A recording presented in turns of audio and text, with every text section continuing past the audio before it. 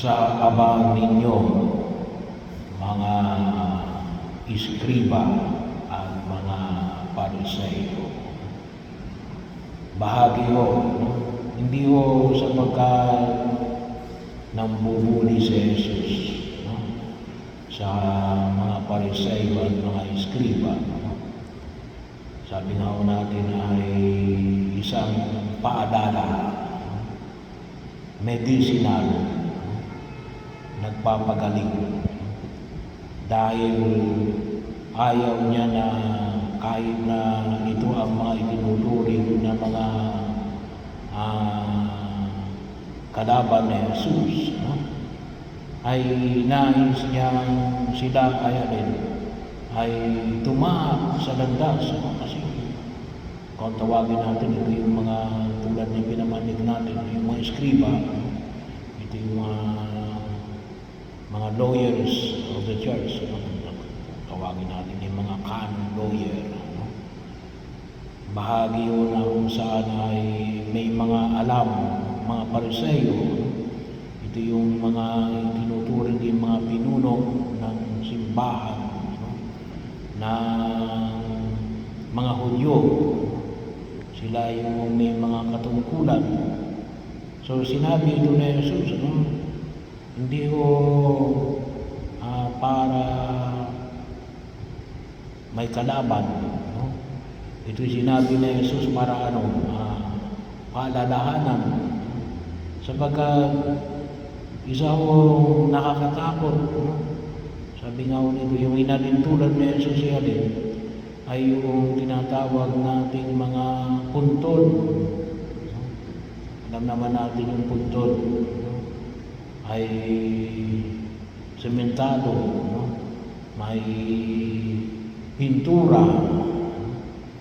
Sa panahon na tinatawag kapag malapit na yung Passover, sa mga Hudyo, yun ay talagang pinipinturan. Sa atin, pinipinturahan natin kapag malapit ng November 1. So, sa kanila rin, pinipinturahan nila yun. Kasi bahagi ng kanilang rito na bawal kasi hahawakan yung mga kung tawagin natin ay mga remains, kasi tinuturing ito na marumi ng mga Hudyo. Yan ang kung tutusin sa kung inyong maalala yung tagpo na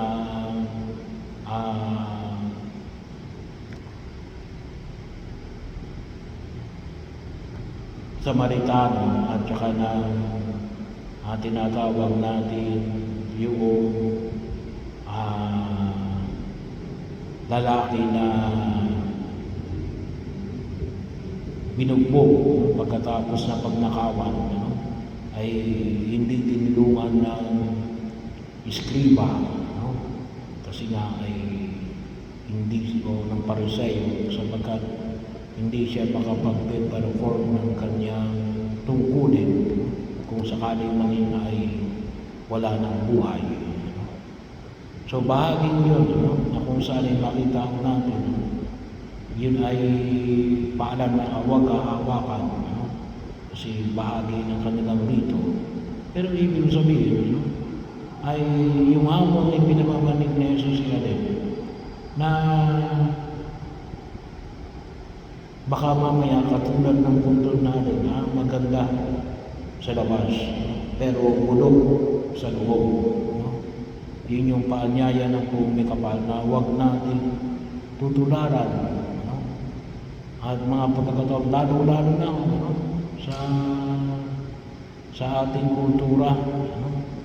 Kaya ako minsan nakakalungkot, may mga taong gumagawa ng hindi kalugod-lugod sa harapan ng kumikapal for the sake of yung pangalan. Kung minsan makikita ko natin, may mga sample lang, may mga taong nagpapaabot para lamang wag masira yung kanilang pangalan. So, may mga taong nagpapakamatay Kasi napapahiya sa ibang tao. So ang kanilang pinahalagaan ni alin, yung kanilang pangalan. Ang sinasabi ni Jesus si alin, hindi lamang sa labas, dapat na maging maayos, pati yung loob. At yun yung hamon na patuloy na ipinaalala sa atin ng Panginoon Kapal. Sa paano pamamaraan? Sabi nga ho natin, kinakailangan natin sanayin yung ating sarili sa patuloy na pagninilay at yung examination of conscience. O sa mga Ignatian spirituality, medyo mas malalim. Consciousness examine ang tawagin. Pag nilay-nilayan, hindi lamang yung kasalanan, ano yung hindi mo dapat nagawa ngayon, kasalanan man o hindi, o yung pwede mong gawin ngayon na hindi mo nagawa.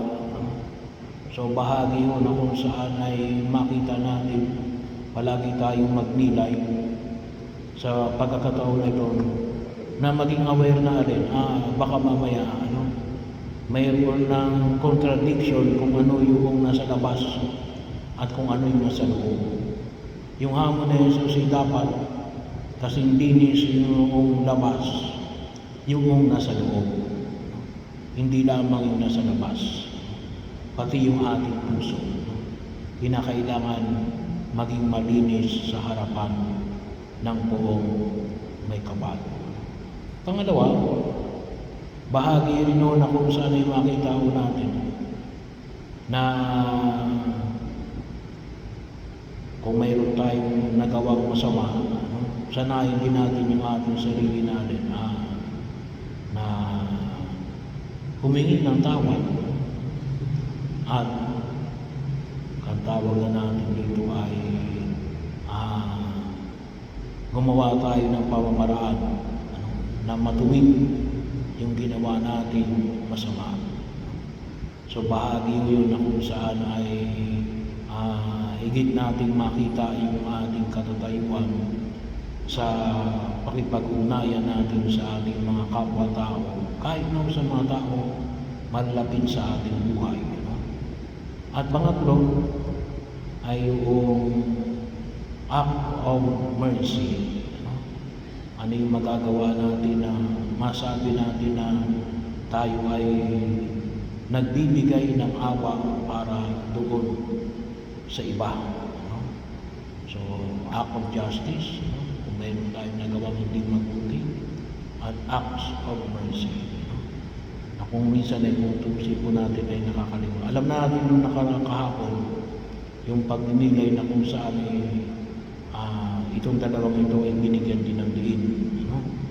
Sapagkat yung unang maalala, yung Ebanghelyo kahapon na rin, yung ikapo ng mga gulay, yung hindi lang kasi ikapo ng saol, pati yung mga gulay ng panahon na yun, sa kalimitan naman ng agriculture, yun ay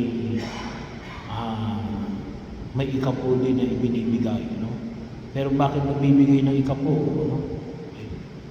Gawa ng alin? Mercy and justice.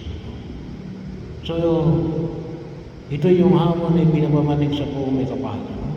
Tingnan natin, baka mamaya tayo ay hindi na nakaapak sa lupa. Sapagkat gawa lamang ng alin, gusto natin na makita lamang yung mga bagay na maganda sa labas. Pero baka mamaya tayo naging katulad ng mga puntod. Bulok ang loob.